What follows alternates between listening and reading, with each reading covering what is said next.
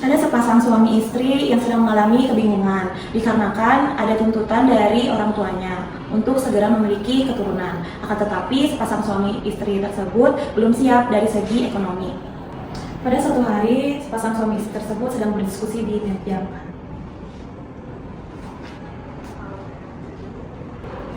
Oh, gimana ya?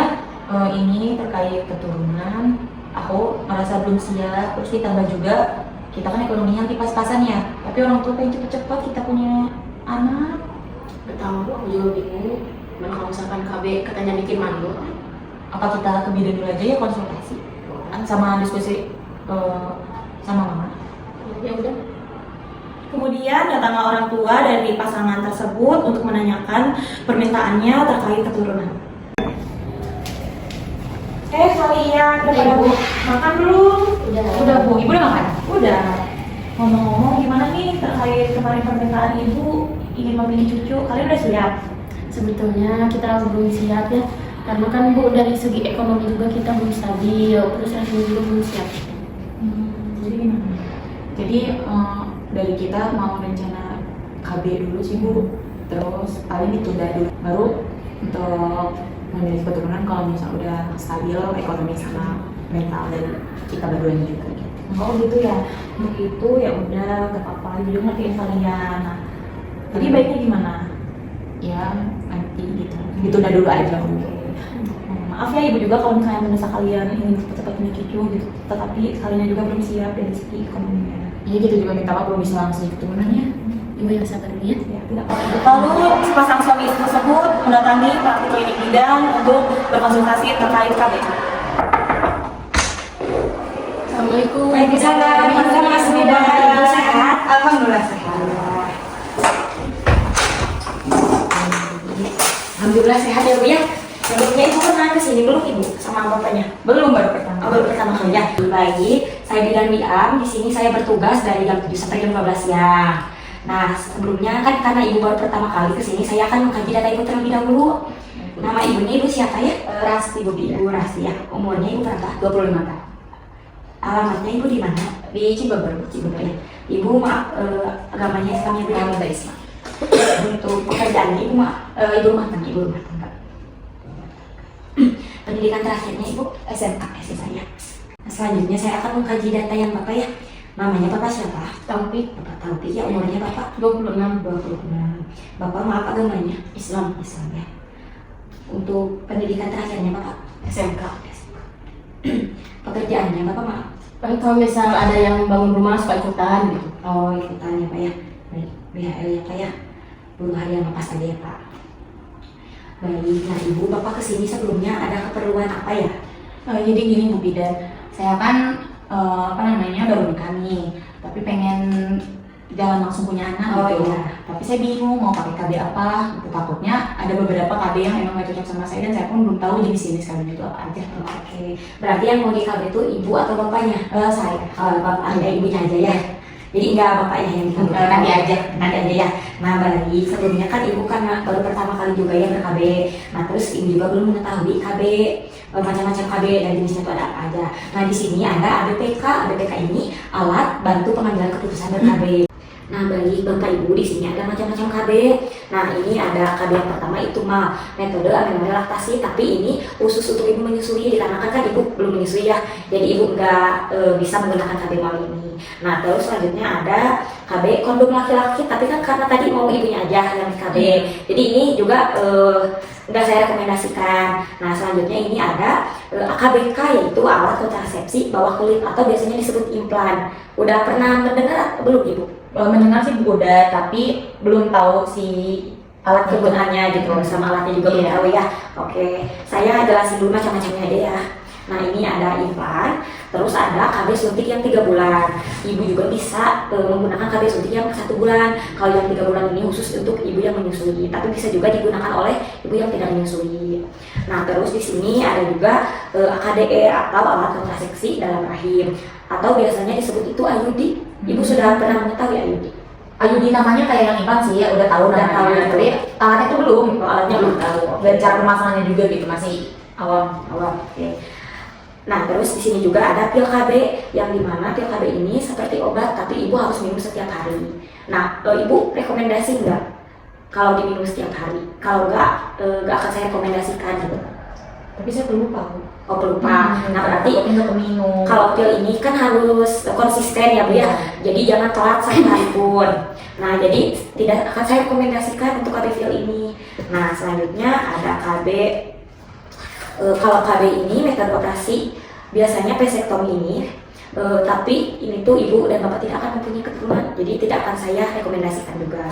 Nah paling yang 3 ini ibu dan bapak ada KB IUD, KB implan, dan KB suntik. Nah ibu yang pertama di sini ada AKDR atau alat kontrasepsi di dalam rahim, biasanya disebut IUD. Nah IUD ini itu berbentuk kecil ibu. Nah seperti ini. Ini IUD ibu, berbentuk T ya Bu ya? Ya, seperti huruf T. Nah ini tuh ada tembaganya ibu yang di pinggir yang hitam ini tuh tembaganya. Nah terus IUD juga ini sangat efektif ibu, dan bisa juga dipakai jangka waktu yang panjang 5-10 tahun. Nah terus dapat menambah juga pendarahan menstruasi ibu gitu. Jadi misalnya ada flek-fleknya makin banyak gitu. Sebelumnya ada yang ditanyakan dulu nggak Bu? Kalau misal dicabut sebelum 10 tahun ini Bu, boleh gak? Boleh ibu, jadi maksimalnya 5-10 tahun. Kalau misalnya ibu mau 2 bulan udah dicabut karena mau program hamil gitu, nah bisa dicabut ibu. Jadi ini tuh sangat aman kapanpun mau dicabut gitu. Nah sebelumnya ibu yang di sini yang tidak bisa dapat menggunakan AKDE yaitu yang ibu kemungkinan hamil, yang ibu baru saja melahirkan 2-28 hari persalinan, yang ibu memiliki ini ya Bu ya. Nah ibu yang memiliki IMS, nah terus yang menstruasinya tidak biasa seperti misalnya yang terlalu banyak gitu. Kan biasanya ibu 7 hari. Biasanya yang normal itu kan 7-15 hari ya Bu. Nah tapi ibu misalnya menstruasinya itu sampai 30 hari. Nah itu ibu tidak bisa menggunakan IUD. Nah terus ibu yang memiliki infeksi atau masalah pada organ perempuan, jadi itu tidak bisa menggunakan IUD. Nah terus seperti IMS ya Bu ya, yang kayak gitu, HIV itu tidak bisa menggunakan IUD ibu. Nah terus kemungkinan efek sampingnya yang pertama sebagian yang ini ya Bu ya. Nah sebagian besar efek samping yaitu tubuh perlu waktu untuk menyesuaikan, seperti tadi adanya bercak-bercak merah gitu, plek yang plek terus. Ibu jangan khawatir karena itu efek samping dari IUD-nya. Terus setiap orang juga kadang memiliki reaksi yang berbeda, misalnya di ibu tidak ada flek tapi di ibu A bisa jadi ada flek gitu setelah pemasangannya. Terus jika ibu mengalami efek samping seperti matanya kayak tidak bisa melihat atau buram, nah itu ibu harus langsung ke puskesmas atau bidan terdekat. Nah terus efek samping umum lainnya ibu itu ada haid lebih lama dan lebih banyak. Terus yang tadi bercak juga ya Bu ya. Terus terjadinya kram juga atau nyeri selama haid. Sebelumnya ibu ada yang ditanyakan atau tidak? Tidak. Nah ibu yang kedua ini ada AKBK atau alat kontrasepsi bawah kulit atau biasanya implan ya Bu. Nah untuk implan ini sendiri itu biasanya 1 atau 6 kapsul yang kecil yang dimasukkan ke dalam lengan atas ibu, tapi yang jarang dipakai. Nah terus ini juga sangat efektif ibu, sama seperti IUD yang tadi. Terus efek samping efektivitasnya juga sama ibu, 3 tahun atau 5 tahun, jadi sama seperti IUD lama ya Bu ya. Nah terus mudah untuk berhentinya, bisa kapan saja dikeluarkan seperti yang tadi. Nah terus aman juga bagi semua ibu, dan ini juga bisa digunakan untuk ibu yang menyusui. Nah terus biasanya mempengaruhi juga haid. Jadi ada yang haid, ada yang enggak kalau implan ini. Nah terus tidak melindungi juga terhadap IMS yang seperti yang tadi sudah saya jelaskan ya ibu. Sebelumnya ada yang ditanyakan dulu nggak Bu? Cukup saya nanti. Cukup ya. Nah ibu ini juga ada ketentuan yang tidak bisa menggunakan AKBK itu. Yang pertama itu menyusuinya kurang dari 6 minggu. Terus yang mungkin hamil juga itu tidak bisa ya Bu ya.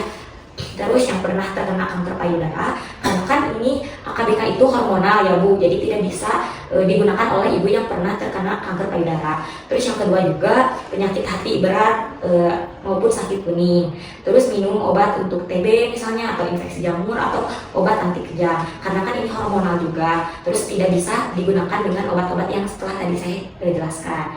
Nah terus pendarahan melalui vagina yang tidak diketahui penyebabnya, itu tuh misalnya bukan siklusaid ibu, tapi tiba-tiba ibu tuh berdarah, nah itu juga tidak bisa menggunakan AKBK. Nah ibu ini juga ada efek sampingnya ibu. Nah yang pertama ini efek sampingnya juga bercak atau haid ringan, terus haidnya tidak teratur, tidak mendapat haid sama sekali. Terus yang jarang ditemukan itu biasanya sakit kepala, terus pusing, nyeri payudara, gelisah, mual-mual. Nah itu juga efek samping ibu, tapi tidak semua ibu hamil yang ibu yang menggunakan AKBK ini mengalaminya. Nah terus di sini juga pemasangan dan pencabutan AKBK. Nah untuk pemasangannya biasanya selama 5-10 menit ibu, jadi tidak lama ya bu ya. Nah terus pencabutannya sekitar 5 menit, terus menghentikan nyeri. Jadi sebelum disuntik dulu ibu sebelum dibolongi gitu ya bu ya, atau dimasukkan. Nah terus bidan juga nanti akan memasang kapsulnya ke dalam bawah kulit ibu di lengan atas, biasanya di sebelah kiri karena kan jarang digunakan ya ibu. Nah untuk ibu bisa memulainya haid dengan hari ke-7, terus bisa juga mulai dari sekarang ibu tanpa perlu perlindungan juga. Nah terus setelah melahirkan juga bisa ibu. Seperti itu. Nah ibu karena lanjut tadi ya bu ya, tadi kan belum ada pertanyaan juga dari ibunya. Nah hal yang perlu ibu ingat juga, kapsulnya harus dicabut 3 atau sampai 5 tahun sesuai dengan merek yang ibu gunakannya. Terus efek samping umum terjadi juga tidak berbahaya untuk ibu yang menyusui ya bu ya. Terus datang kembali ibu jika menemui masalah seperti haidnya lebih banyak dari biasanya, misalnya ibu mengganti pembalutnya sehari itu 5 kali. Nah terus lebih lama juga itu ibu harus segera menemui bidan atau puskesmas terdekat ibu. Nah terus sakit kepala yang berat, kulit atau mata kuning, terus ibu mungkin hamil, harusnya misalnya biasanya kan mual-mual ya bu ya. Nah itu ibu bisa langsung datang ke bidan aja. Ada yang ditanyain dulu nggak? Nanti aja deh yang terakhir ini. Nah ini ibu yang terakhir ini ada KB suntik yang 3 bulan atau yang 1 bulan. Nah untuk suntik yang 3 bulan ini diberikan setiap 3 bulan sekali. Terus sangat efektif juga. Ibu juga mudah berhenti, tapi perlu waktu untuk dapat hamil. Karena kan ini hormonal juga ya bu ya, ada obat yang disuntikan ke ibunya. Jadi tidak seperti IUD. Kalau IUD misalnya ibu dicabutnya hari ini, tidak harus menunggu dulu ibu mau hamil itu gitu. Karena kan IUD juga ada yang non hormonal gitu. Nah terus aman juga bagi semua ibu. Tapi ini juga merubah haid bulanan ibu karena kan hormonal ya. Nah terus tidak melindungi terhadap HIV atau IMS juga. Nah ibu bapak tadi kan udah saya jelaskan ya, ada 3 jenis KB yang saya rekomendasikan kepada bapak ibu. Nah yang pertama ini ada IUD, yang kedua ini ada implan, terus yang ketiga ini ada suntik 3 bulan atau suntik 1 bulan. Nah sebelumnya ada yang mau ditanyakan dulu? Tidak ibu, bapak. Mau bertanya Bu Bidan, katanya kata orang-orang katanya kalau misalkan KB itu bikin mandul, emang benar Bu Bidan? Oh, kalau pernyataan seperti itu tuh mitos ya bapak dan ibu, karena belum ada penelitian dan jurnal yang membuktikan bahwa ber-KB itu bisa memandulkan. Mungkin itu tuh bukan memandulkan, tapi KB-nya bisa jadi yang vasektomi itu, karena kan kalau KB vasektomi itu memang tidak bisa mengeluarkan sperma atau sudah dikunci seperti itu. Oh, jadi tergantung jenis KB-nya ya? Betul. Itu juga bukan mandul, tapi karena kan sudah dikunci spermanya, jadi sperma bapak itu tidak akan bisa ke dalam rahim ibu atau ke dalam buat dedek bayinya gitu. Jadi tidak akan keluar. Seperti itu bapak. Jadi tidak ada KB yang memandulkan sebetulnya. Nah ibu bapak sebelumnya ada yang mau ditanyakan terlebih dahulu tidak mengenai KB ini? Bu Bidan, saya mau lihat KB-nya langsung boleh nggak? Oh boleh, sebentar ya saya ambil dulu ya. Ada banyak. Ya sebentar ya. Oke. Nah ibu bapak yang saya ambil ini tuh macam-macam KB. Nah ini ada KB pil. Tadi kan karena tidak direkomendasikan ya, karena ibunya sering lupa. Nah terus pelupa. Nah terus ini ada yang KB suntik 1 bulan. Ini ada KB suntik yang 3 bulan. Nah terus ini kondom. Kalau kondom ini kan bisa dibeli di supermarket ya. Nah terus selanjutnya ini ada IUD. IUD ini tabung nanti akan diukur terlebih dahulu rahim ibunya seberapa. Warna biru itu penandanya. Sampai misalnya ibu rahimnya 8 cm misalnya. Nah terus untuk alatnya ini Bu, tadi kan tembaga ini, dan ini tuh kayak plastik lagi Ibu. Ya, jadi nanti tidak akan sakit masuk ke dalam rahim ibunya. Ini yang tembaganya Bu ya? Ya betul, yang warna oranye ini tembaganya Ibu. Jadi nanti juga di bersihkan terlebih dahulu rahim ibunya atau kemaluan ibunya yang dalamnya itu dibersihkan terlebih dahulu. Nah terus di sini juga ada implan Ibu, yang dimana ini ada pisaunya buat melubangi, terus ini ada implannya yang warna putih, terus ini juga ada tabungnya yang ada di dalam implan Ibu. Jadi nah untuk sebelum nanti kita melubangi untuk memasukkan ke kapsulnya ini, nanti disuntik dulu Ibu, jadi Ibu tidak akan terasa apa-apa gitu. Ya. Nah sebelumnya ada yang ditanyakan dulu kan? Kali saya diskusi dulu sama suami dulu ya. Oh iya boleh diskusi dulu ya Bu ya, karena kan ini tuh KB itu ya buat berdua gitu, jadi jangan pihak dari ibu aja gitu yang menyetujui ibu mau KB implan misalnya, tapi bapak dan ibu juga harus berkomunikasi terlebih dahulu. Nanti kalau misalnya sudah ada ibu sudah serap misalnya memakai KB implan atau KB fil atau KB suntik atau KB apapun itu, nanti boleh ke saya lagi atau ke fasilitas kesehatan terdekat. Ya udah, paling nanti kami kesini lagi kalau udah fix ya Bu ya. Ya Mbak Ibu. Ya udah, berarti terima kasih ya Bu ya. Terima kasih. Ya. Mari Bu. Ya Bu, mari sehat-sehat ya Bu.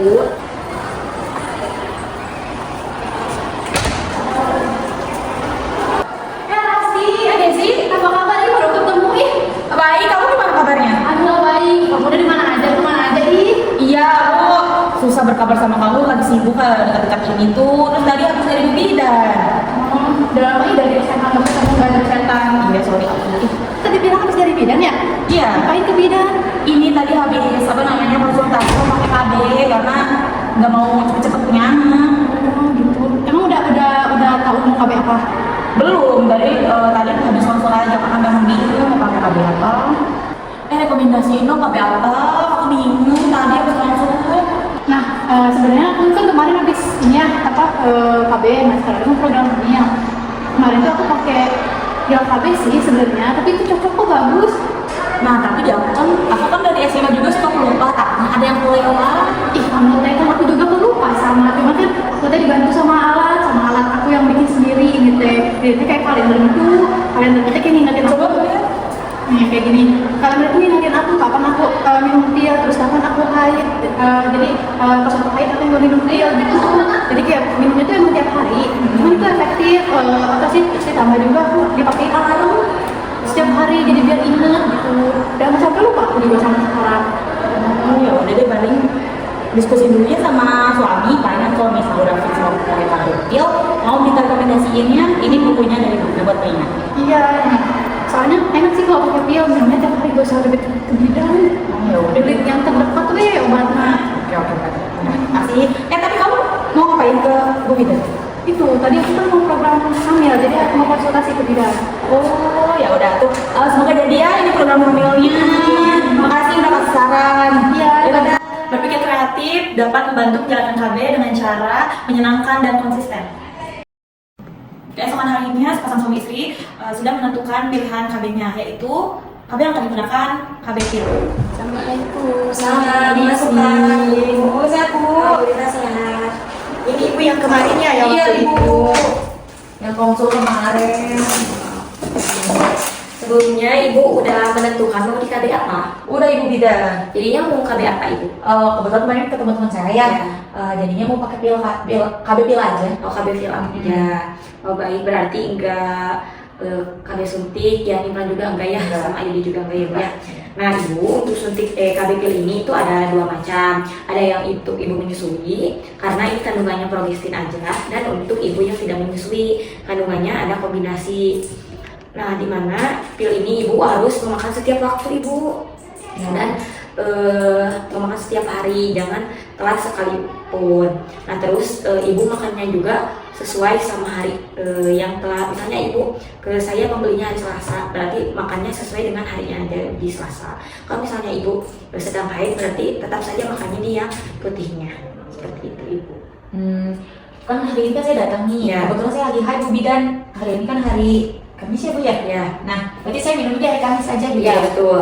Di ibu yang keberapa hari haidnya sekarang? Ketiga. Nah berarti di yang pil ketiga ini dimakannya seperti itu ibu. Jadi Oh. jangan dari awal. Kalau misal masih haid, yang ini gimana? Kalau masih Kalau haid, ini habis. nah ibu kalau misalnya masih haid, tapi yang putihnya udah habis, ini lanjut ke yang kuning aja ibu. Oh, dilanjut berarti ke sini sampai habis. Iya sampai habis. Tadi itu dia di ganti yang baru itu kalau misalnya udah habis semuanya, baru diganti ke yang lain. Walaupun yang baru. kalau misal belum datang haid, tetap yang putihnya diminum. Ya. Nah ibu untuk media ini juga ibu bisa menggunakan kalender atau alarm, kan ibu tadi pelupa juga ya. Nah ibu bisa menggunakan alarm setiap hari. Misalnya ibu minumnya di jam 7, nah jam 7 harus ada alarm itu pengingatnya. Kalau enggak kalender ibu, seperti itu ibu. Oke, berarti untuk ingatannya gitu aja ya Bu ya? Iya Berapa menit? itu. Paling itu aja. Iya ibu.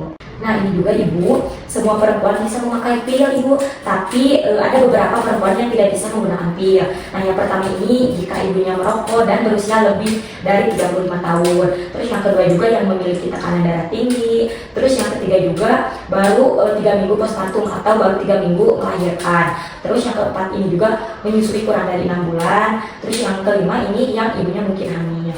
Nah ini juga ada efek sampingnya ibu. Yang pertama banyak perempuan yang tidak ada keluhan juga. Nah biasanya hilang setelah beberapa bulan memakai KBPI ya.